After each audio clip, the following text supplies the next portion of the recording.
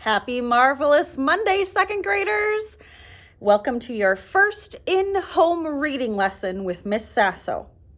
Make sure you pay attention and follow along in your book. Today we are going to read The Dog That Dug for Dinosaurs. This is by Shirley Ray Ramon and illustrated by Stacy Shute.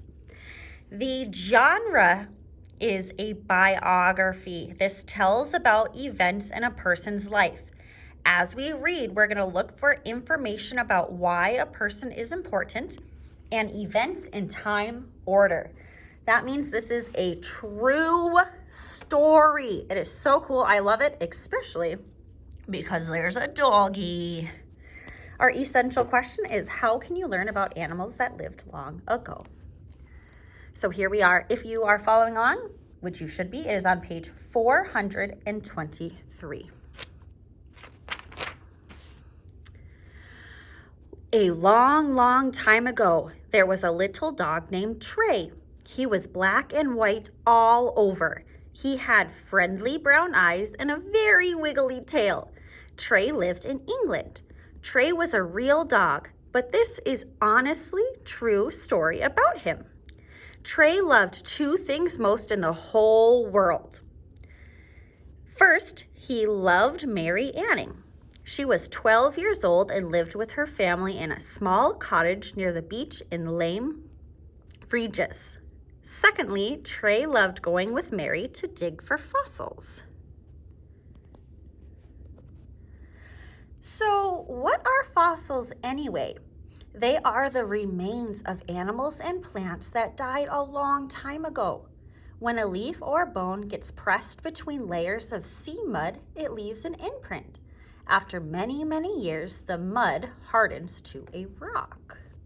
This looks like some sort of shell, doesn't it? By the ocean, maybe?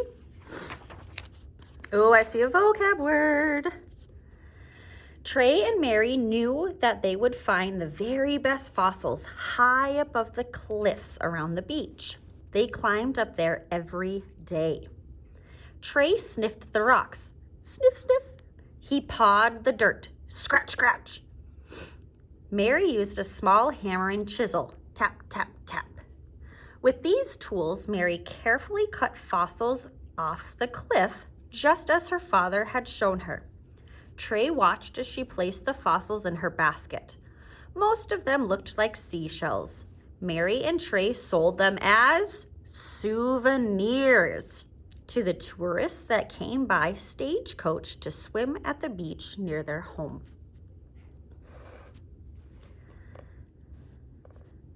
One day, Trey and Mary discovered some very large bones sticking out of the rocks. They were huge. Trey growled and tried to dig the bones out. Mary used her hands to brush away the loose dirt. Trey, we've discovered a monster, she declared. The bones were much too big for Trey and Mary to remove by themselves. I'll go for help, Mary said. You stay here, Trey. Trey barked loudly and sat down in front of the bones. He was a very good guard dog. Look at him. That looks like a monster. Almost looks like the Loch Ness monster we learned about last week.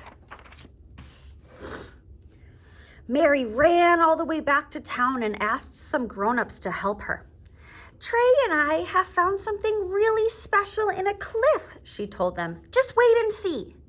When the men saw the giant rib bones in the side of the cliff, they were amazed. What a beast, they cried. Look at those sharp teeth. Is it a crocodile? One man asked, or a stubby whale?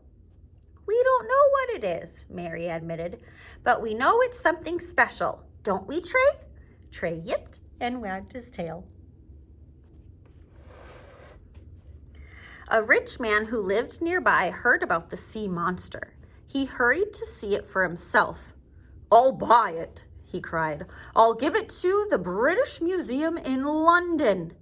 Do you know what it is? Mary asked. It's called an ichthyosaur, the man told her. That means fish lizard, he explained. It's like a dinosaur with fins. That does look like a dinosaur with fins, doesn't it? Very cool.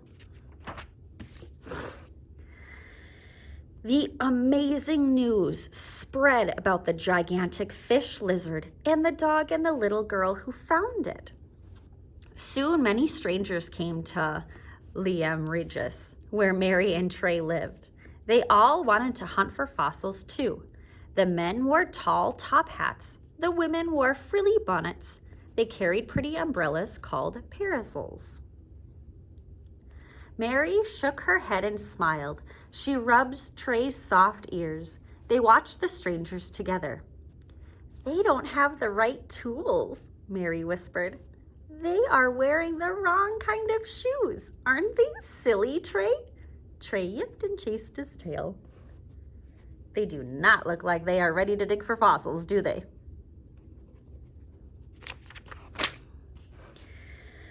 Curious scientists visited Liam Regis too. One man came from the university in Oxford. His name was William Buckland. He went to the old carpenter's shop where Mary and Trey sold their fossils. Can you show me where you found your ichthyosaur, young lady? He asked politely. Do you think you could find the exact spot again? Trey can find it, Mary boasted. Together, Mary and Mr. Buckland followed the little dog across the beach and up to the cliffs.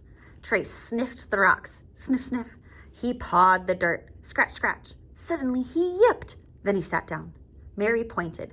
It was the exact place where she had discovered the strange fish lizard. What an intelligent dog, Mr. Buckland declared. Trey wagged his tail. Trey and Mary continued to dig for fossils. They were very careful. Mary watched for falling rocks like her dad told her. Trey looked out for storms and high tides. Then one day they discovered another giant creature. Look, Trey, Mary cried. Is it a sea dragon? Trey sniffed the skeleton and snapped at it with his teeth. The creature had a long, long neck. Its backbone was like a humped turtle shell. Instead of feet and legs, it had 4 large paddles. But it wasn't a sea dragon. Mr. Buckland called it a plesiosaur. That actually looks way more like the Loch Ness Monster, doesn't it?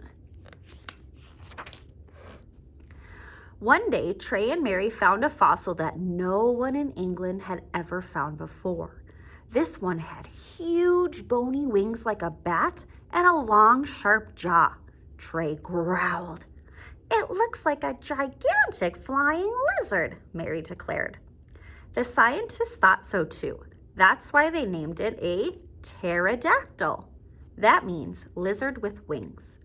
Over the years, Trey, Mary, and Mr. Buckland became good friends. They showed him where to find the best fossils in Liam Regis.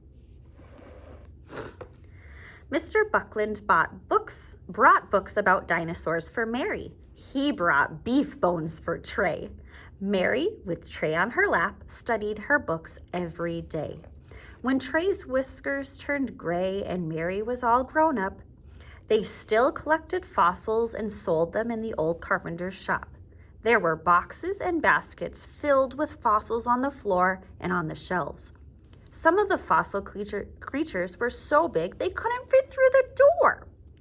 Sometimes children and tourists stopped in to buy fossils of ancient sand dollars or tiny fish and curvy shells. Many scientists came to the shop to buy fossils too. They brought carts and wagons to haul away the really large ones. There's Trey chewing on his beef bone. Trey and Mary Anning became very famous. Today, if you go to the Natural History Museum in London, you can see a large fossil they discovered together. You can also see a famous painting of Mary holding her fossil basket. And Trey, the dog that dug for dinosaurs. Very cool. Thanks for listening. Make sure you do your vocab now. See you later, my dears.